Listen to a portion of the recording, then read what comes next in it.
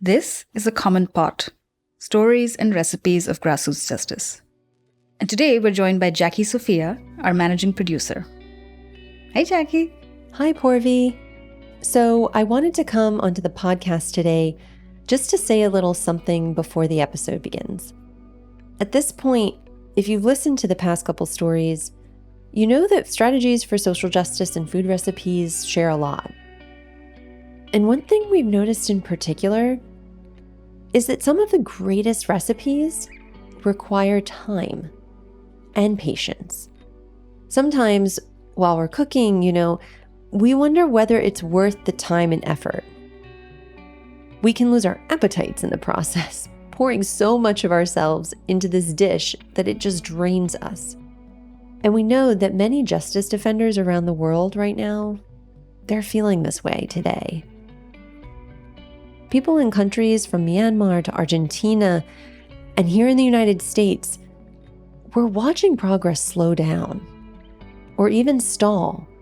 Maybe some people feel things are moving backwards. But the reality is this: progress takes time. It doesn't always move in a straight line or in the way we want it to. And the times of patience and waiting, they're never just that. Instead, they're opportunities for reflection, for re-strategizing. It can give us a new perspective. And in those moments, maybe we can look at it as a recipe. And if we don't get it right the first time, there's always the chance to try it again differently. And today's episode is a good reminder of this. Okay, on to our show. Rendang is the most delicious dish in Indonesia. I think in the world also, if I'm not mistaken. I think 5 grade. Rendang, it is the way it is cooking. This is very long. It takes long hours for cooking, like 9 hours, to become really, really delicious rendang. This is Rakhma. She works at the Indonesian Legal Aid Foundation, YLBHI, and you'll hear us call it LBIE throughout this episode. As facilitator, YLBHI, we try to combine all of the ingredients and also spices into one, and we cook it very slowly, and we just stay there because it cannot be after you put all of these ingredients and you just go. No, it's not like that because the coconut milk will separate. So you have to still stand, you have to still stir all of the ingredients, also the beef itself, until it is cooked. And once you are not patient about what you are cooking, then all is done. Sometimes the cooker, he or she will lose their own appetite because the long time that they already been through while processing the dish. And this is Pratiwi, also from LBIE. Like Rakhma, she knows what it means to be a patient cook. But the cooker will be happy when the dish is served to other people and they can enjoy the food. In this episode, we follow the story of the farmers of Bandungan and the Indonesian Legal Aid Foundation, or LBIE. We learn how a small rural farming community, whose land had been seized by a military dictatorship in the 1960s, organized, stood up for their rights, and in this process built unshakable community power that continues to fuel the fight for democracy in Indonesia today. Stay with us.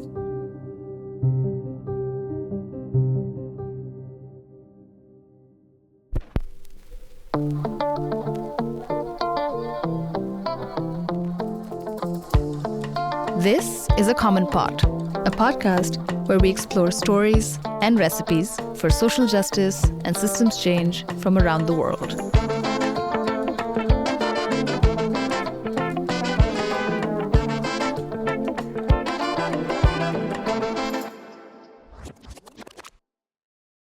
Hi everyone, I'm Pratiwi. I work in Indonesian Legal Aid Foundation. It's kind of a foundation that gives structure legal aid services to the poor, marginalized, and the oppressed. And I'm here responsible for the research and organizational development. For my role as well, as the member of Knowledge Management Team Assembly, and I have to manage sources of knowledge in our office to be translated into advocacy, into new strategy of advocacy.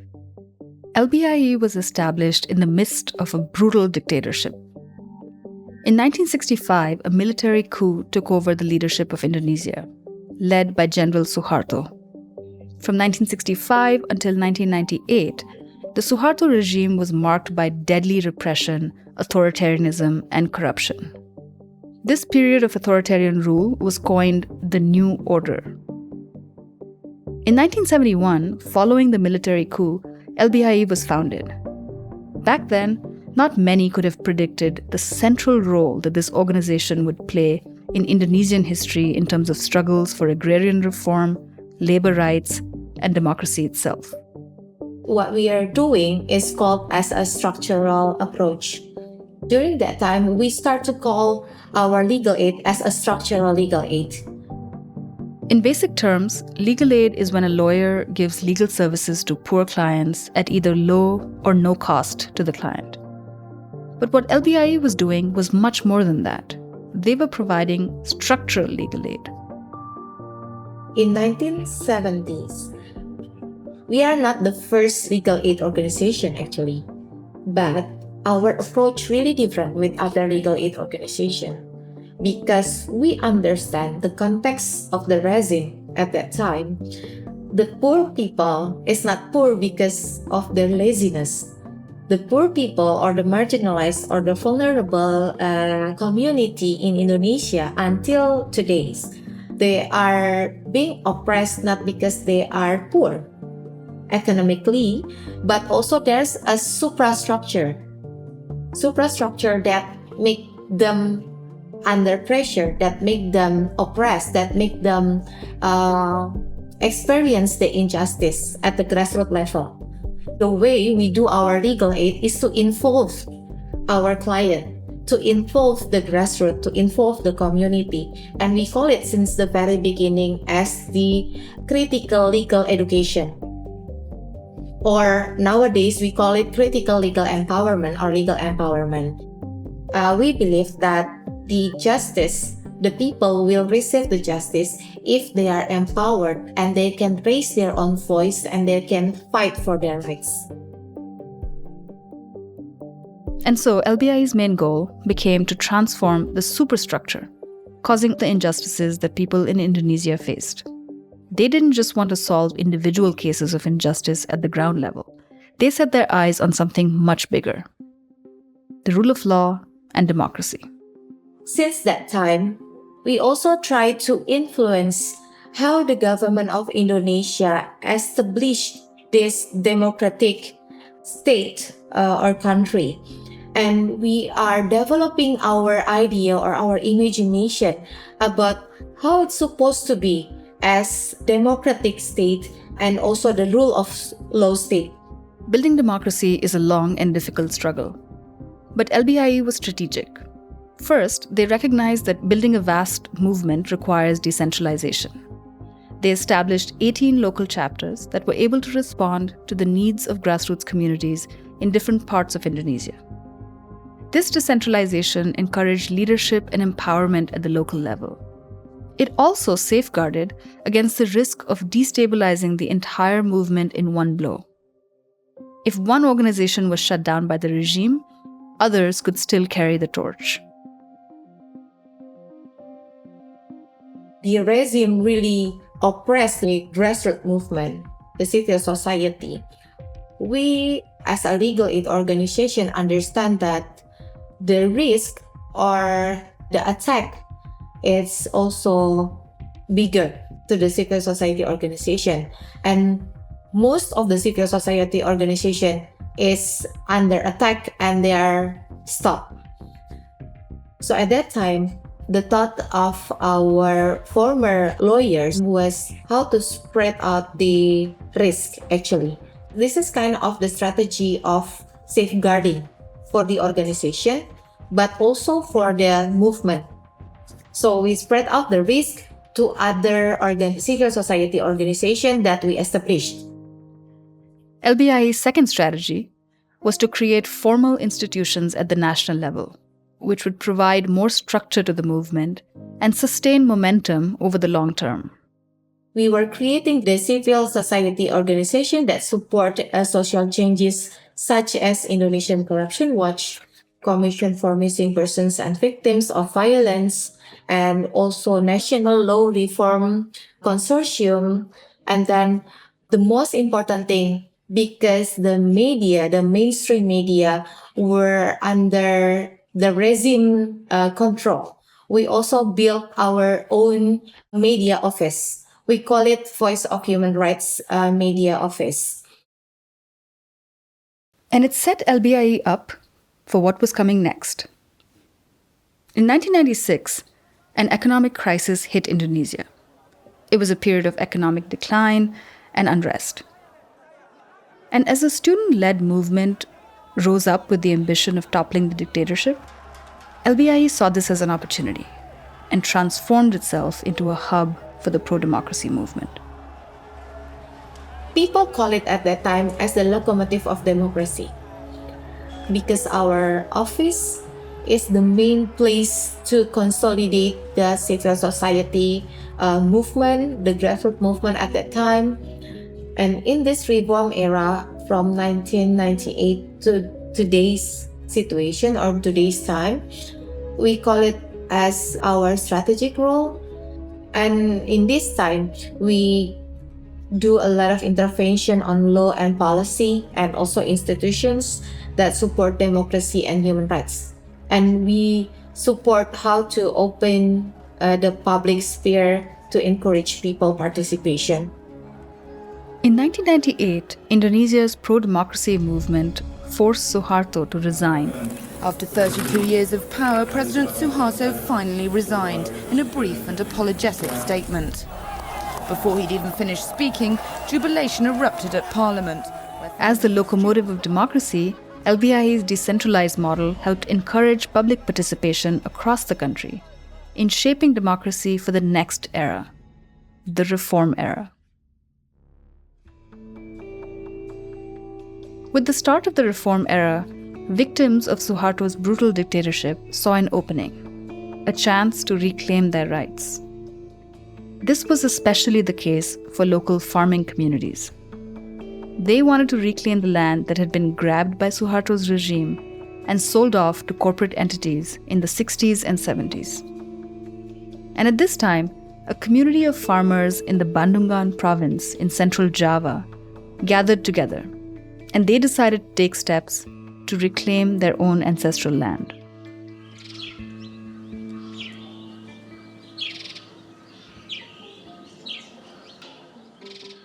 Bandungan is located in the highlands of a district in central Java called Semarang.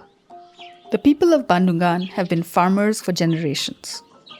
In Javanese culture, the land is more than just a way of earning income.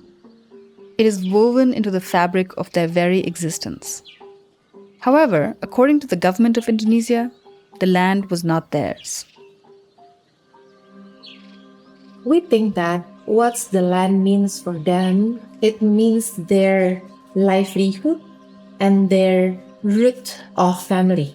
Their ancestor already owned the land, already occupied the land. So they believe that the land is their rights. The land also means for them their livelihood. All the people who stay in Bandungan, they work as farmers. So we understand what it means when the farmer has no land. They only becoming labor of the farm. But in other perspective, some of them, they hold the local belief as we know it as Kejawen. In Kejawen beliefs, they believe that the land is also part of their house of worship. And It consists of the historical, about their ancestor, and then the second about their livelihood, and then third is about their belief. So they're reclaiming their rights, their elders' right, who occupied the land, that being took over the military and then suddenly changed to the corporation that we call it Kartasura Company. In 1973, when their sacred land was taken from them during Suharto's land grabbing spree, it was then granted to a commercial plantation company called Kartasura. At first, the certificate of cultivation from the agency gave this company permission to only use the land for growing plants for the purpose of making perfumes. But they abandoned that, and after that, they built like a farm, animal farm on the plantation, horse and also cows, and it is polluted. Yeah, the animal farm polluted the water for consumption, the drinking water for consumption for the people, for the farmers living around the plantation area. And because of the pollution, the farmer started to protest to the government. And the National Land Agency actually knows that the plantation abandoned the land. And also, instead, they built animal farm on the plantation. But they didn't want to revoke the right of commercial cultivation at the first time. But because of the protests of the farmer, they started to examine, they started to go for visiting the village and then try to check everything. The National Land Agency finally saw for themselves what the farmers had been telling them. And in 2000, the Provincial Legislative Office submitted a recommendation letter to revoke the right of commercial cultivation from this company. And it is work. Then they revoked the right of commercial cultivation itself in 2001. Now that they successfully ended the cultivation license, the farmers wanted to reclaim their ownership of the land. And so they organized themselves. So the establishment of the farmer organization was the manifestation of their seriousness, the Bandungan farmers' seriousness to carry out the struggle. They thought that they can do it by themselves because they already consolidated. They have their own organization. They also connected with other farmer organization in Central Java called Ortaja. And they believe that this farmer organization can handle it by themselves. They went to the National Land Agency with a request for a certificate that would give them the rights to the land. This was the same agency that had just ruled in the farmers' favor by revoking the cultivation rights of the Kartasura company. And yet, this new request was rejected. From there, they protested. And the government responded by telling them to lawyer up.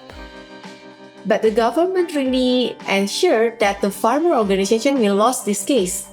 So the government said to them, look for your legal assistant or legal representative because you will lose this case.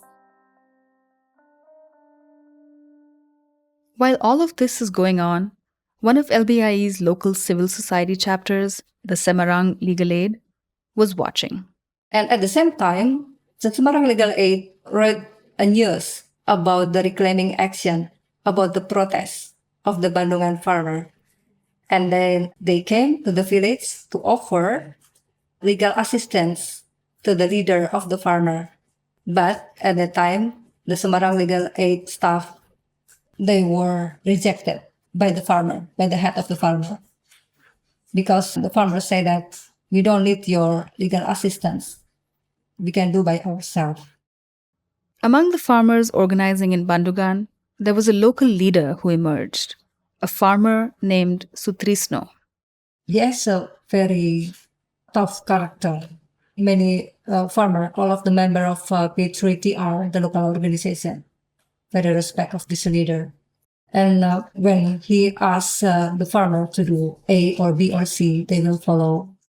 And so, without the assistance of Semarang Legal Aid, Sutrisno and the other farmers decided to organize and pursue rights to the land on their own.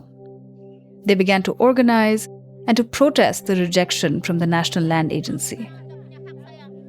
Protest felt like the best approach to get the attention of the government and bring the greater farming community's attention to their shared struggle.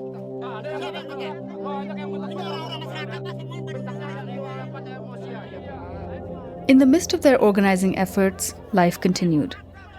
One day, while in the market with his wife Surami, Sutrisno suddenly found himself surrounded by police.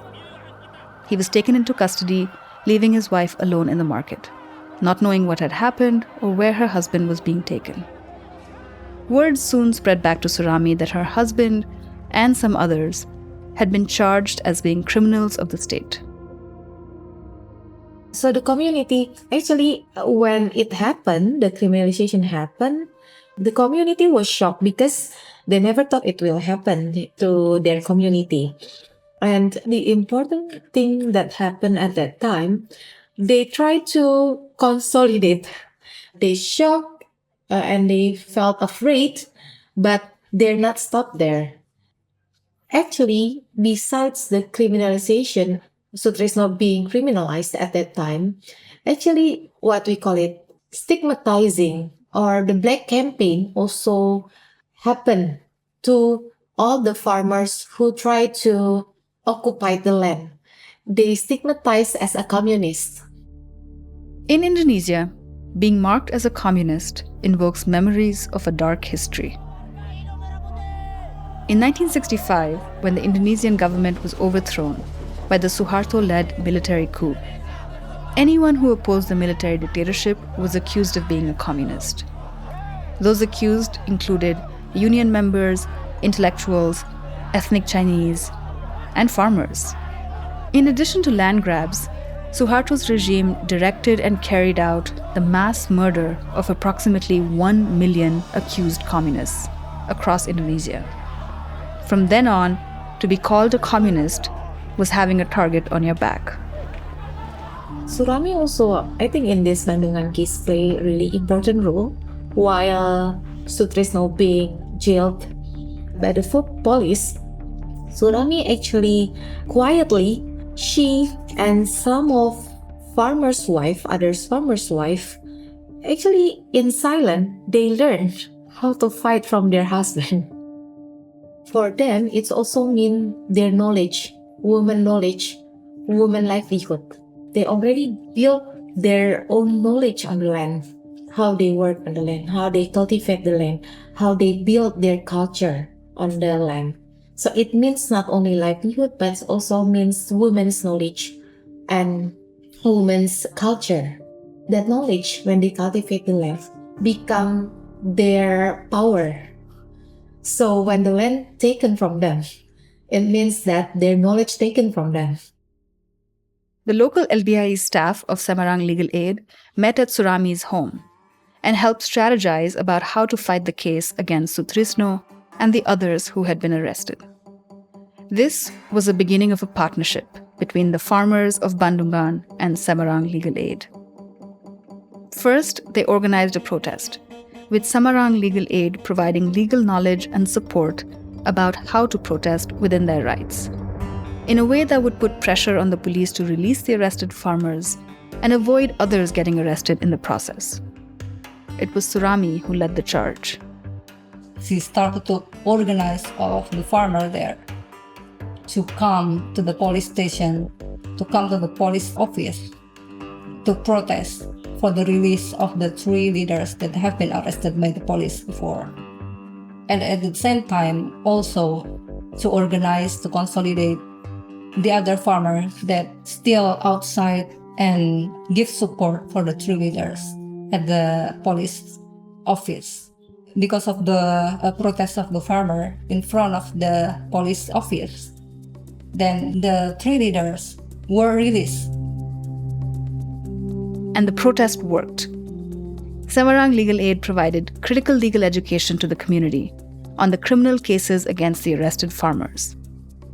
The objective was to get charges against the farmers dropped, but also make an example of their case. These were people who were claiming legal rights to their ancestral land. They were not criminals. Our lawyers did give them legal critical education about what is the criminal code first that used to criminalize Sutrisno. They learn each word, how the case theory being established by the police, how to turn over the case. We learned that together with the community. After the Sutrisno case goes to the court, the judge's verdict said that verdict was free Sutrisno. And then after that, they are continuing because they are really get their self-esteem because the judges already released Sutrisno and there is no proof that Sutrisno was wrong. It's kind of a new power for them.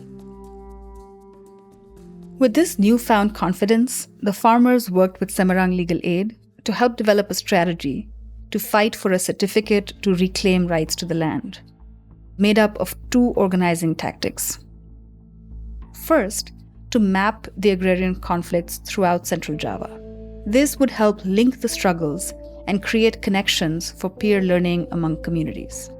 Once they mapped all the communities, they were able to consolidate community power and form the province-wide Central Java Farmers Organization.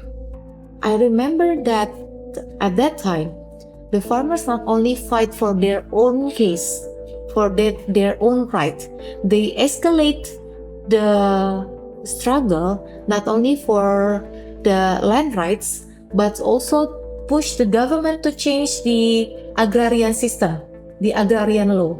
Yeah, this kind of consolidation, it's kind of escalate consolidation.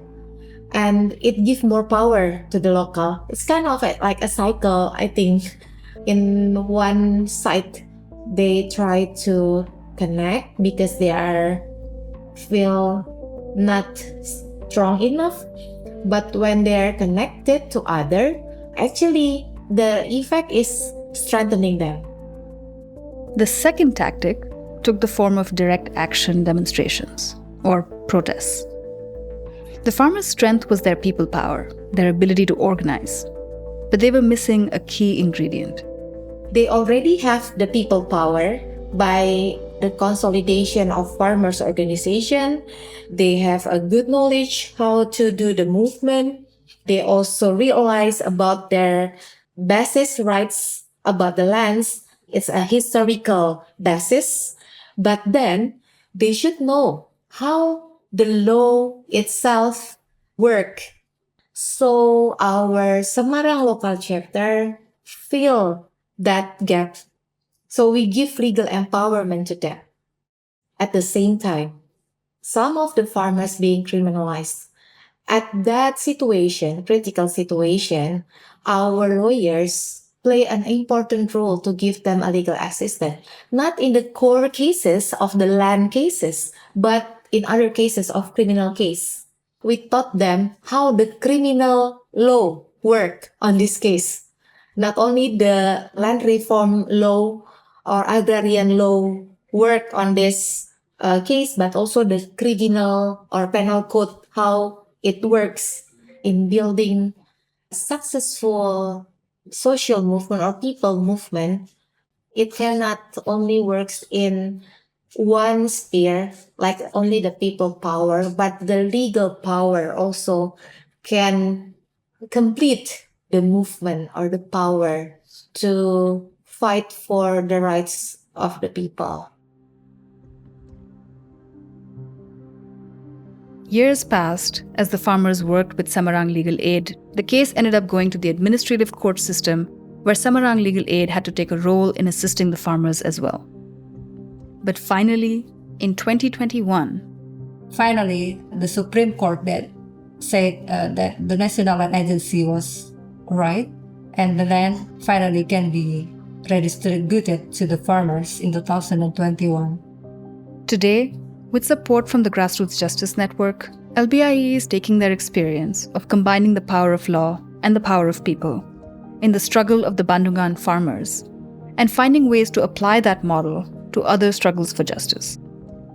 During these 3 years of participatory action research, actually our local chapter in not only in Semarang, what we're talking about is the strengthening of Semarang or Central Java Farmers Organization.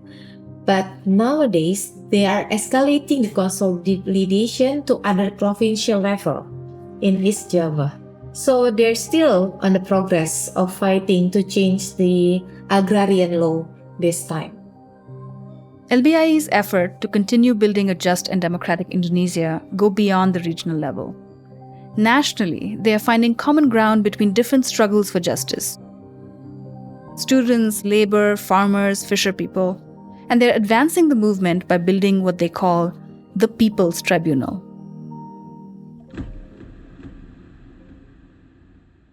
So this kind of People's Tribunal, we are trying to just to facilitate the space for them to meet each other, to learn from each other, but the most important thing, to build their own case, to sue the government, to sue the state. So that's what we are doing in this People's Tribunal. We want to consolidate the community power, the people power. But in other side, we also want to establish the new mechanism of democracy action. At the moment, Indonesia doesn't have a constitutional complaint mechanism in their court system. What this means is that there is no way for a person to submit a complaint to the state to argue that their fundamental rights have been violated by a state authority, say the police. The People's Tribunal would help to change that. For me, it feels like success when the community understand their rights and they decided what to do. I think that's the success for me. Yeah, that's simple. And they keep fighting for their rights. They're not stopped. Even if the legal system not giving them the good feedback or the good result, but they keep moving.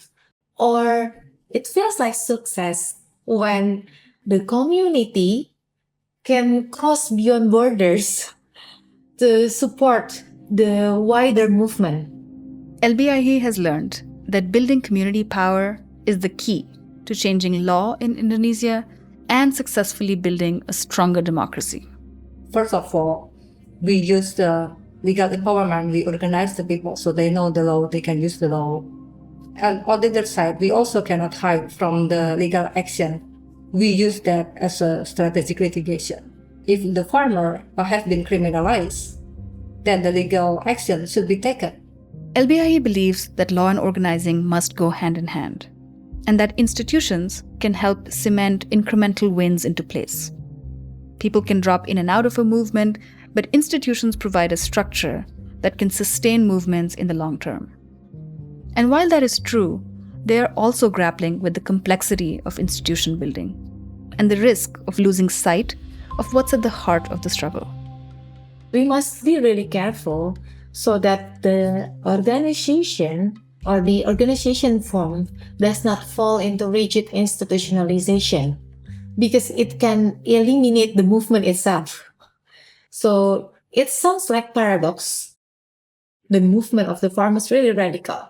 But when they fall into the institutionalization, the rigid of institutionalization, it kind of make them forget what is the core business of the organization, of the community struggling for.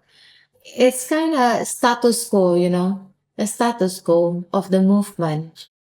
Although Indonesia has moved on in some ways from the days of Suharto's New Order regime, it is still an uphill battle to build democratic systems that ensure public participation. Right now, the other type of new order is already here, where our government, the previous period, 2014, Joko Widodo, and also the regime, also practice the same model of new order, even worse, because they reject public participation in making law. There are some laws that contradict with human rights, and also it is not based on the people's need. Instead, this is on the need of the model of investment. So they try to attract many investors come to Indonesia. And they issue many regulations like law on job creation bill, law on mineral and coal mining, and many other laws that put people in the bottom. Violation, criminalization, also killing happen everywhere against public defender.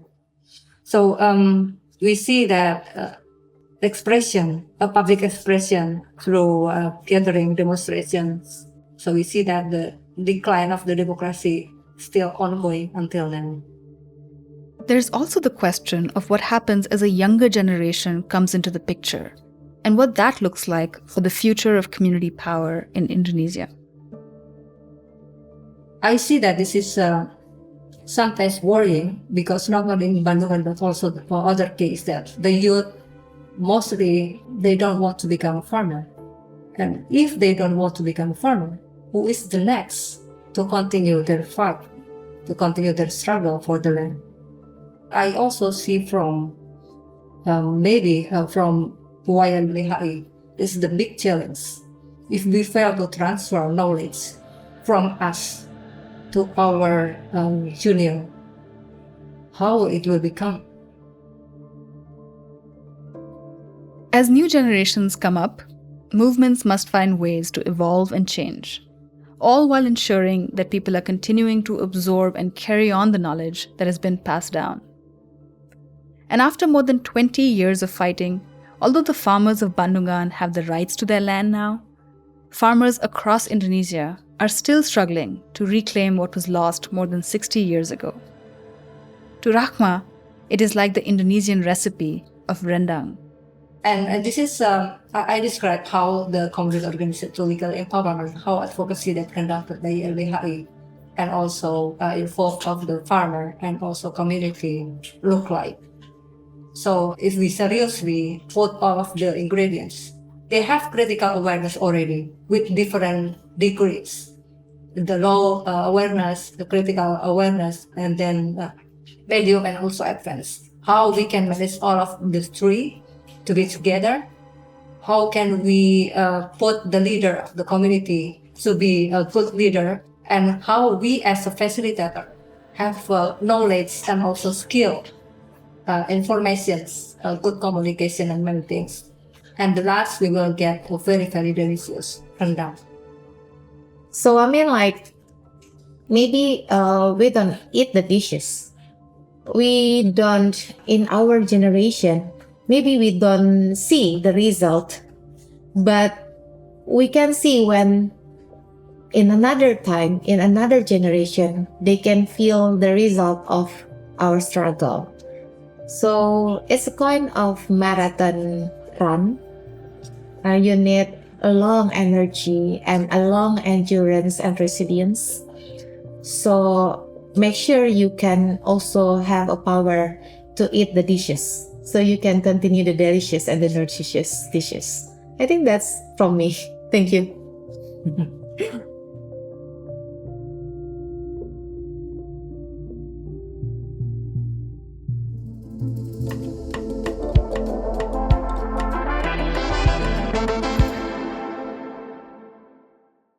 This episode was produced by me, Poorvi Chitalkar.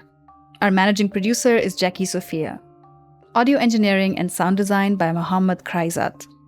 Editorial support by the Namati communications team. Additional support by Anuradha Joshi and Marlon Manuel. A very special thanks to Pratiwi, Febry, and Siti, Rakhma, Mari, Herwati, and the Indonesian Legal Aid Foundation for sharing their story with us. Thanks also to Canada's International Development Research Centre, whose support makes this work possible. A Common Pot, Stories and Recipes of Grassroots Justice is a production of Namati and the Grassroots Justice Network. To join the network, head to www.grassrootsjusticenetwork.org and follow us on social media, on YouTube, X, formerly Twitter, and Facebook at GrassrootsJN.